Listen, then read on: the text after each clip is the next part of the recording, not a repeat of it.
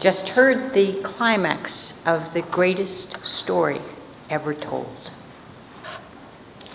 We hear it every Palm Sunday, and we will hear again from the Gospel of John on Good Friday, the same story. It's a story of monumental suffering and love. And it has been proclaimed from pulpits around the world for centuries. It speaks for itself. But I would like to share just one thought about something that is a meaningful part of this day. It is in part the fact that gives this Sunday its name. You see, each year, different parish members from here have taken great care to strip the fronds of the palm, cut and folded and made them into small crosses that will be given out to everyone at the end of this service. Jean Armour, who we miss dearly, did this for years and years. And then she thought to involve Diana Heimerdinger, as I understand it.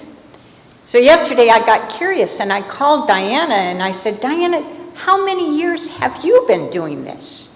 And there was a pause, and Diana was thinking, and she says, well, let's see now, it was like 20 years in the other church, and I think 15 here.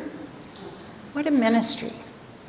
She told me that normally she gets a whole group involved. This year she didn't have time for that, so she makes about 10 or 12 of these in an hour, stripping the fronds, cutting, folding, making a sign of the cross. Diana tells me that she uses her cross all year long to mark different places in her prayer book, which is a wonderful idea.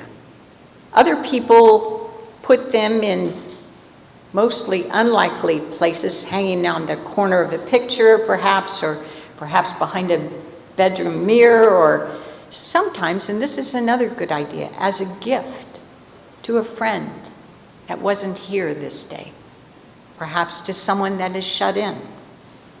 In New York, you sometimes see, in fact, often you see cab drivers who have them tucked into the visor of their cars along with their maps and their unpaid parking tickets. Just a small folded cross made of palm, a remnant of Palm Sunday past. But you know, we shouldn't think of these palms as just one more thing that we have to figure out where to put, if anywhere. These palms tell another part of the story that we have just heard. It was just 5 weeks ago that many of us stood in this church and received ashes. And we were reminded of our mortality, our sinfulness, our need for penance and prayer. But you know, those ashes weren't just scraped together from the bottom of someone's fireplace. They were the remnants of burned palms from the year before. So today we stand here again, 5 weeks older, and maybe, hopefully, 5 weeks wiser. And we hold our new palms in our hands. New growth. And it begs the question, how much have we grown since that Ash Wednesday last March? What have we learned? How have we changed? This Lent, we offered an additional Lenten challenge, that of making our beautiful habitat we call Earth a healthier, more sustainable home for our grandchildren. We talked about small changes that matter, like using less plastic, buying nothing new, eating less meat, living locally, using our energy more efficiently. Now, just to be very clear, tending to our earth, even this has been turned into a political issue. But it is so much more.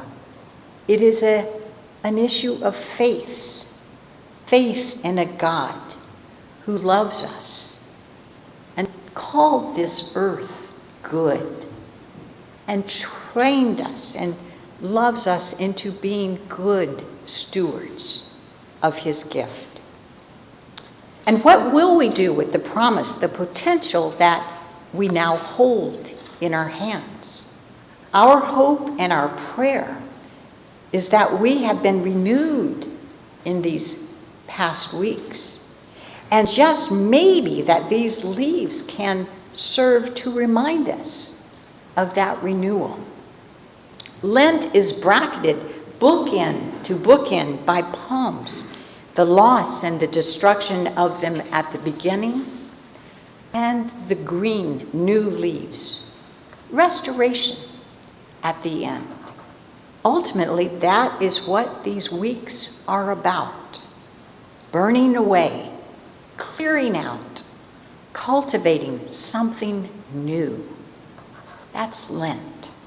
So I invite at the end of this service to take not just one, take several palms with you. Let them be a reminder of this week that we are also beginning holiest week of the year. But we shouldn't even just leave it at that. Don't only tuck them into a book or take them for granted. Let them also be a challenge and a remembrance.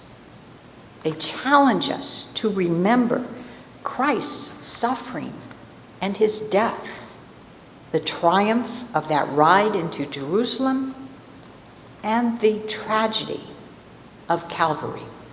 They challenge us to remember our role in that passion, that what Christ suffered, he suffered for us. But they also challenge us to remember what will become of these palms and become of us. Remember how 5 weeks ago we said, "You are dust, and to dust you shall return." The ashes were washed away, but these palms stay with us, suffering and offering silent testimony, bearing witness, calling us not to forget what we are and who we will become. That is what our Lenten pilgrimage has been about. So my prayer this Palm Sunday is that we carry our promise to be God's co-creators, God's creative stewards, as we carry these palms throughout the year to come. Because in a sense, each of us this day holds our future in our hands. What will we do with it? Amen.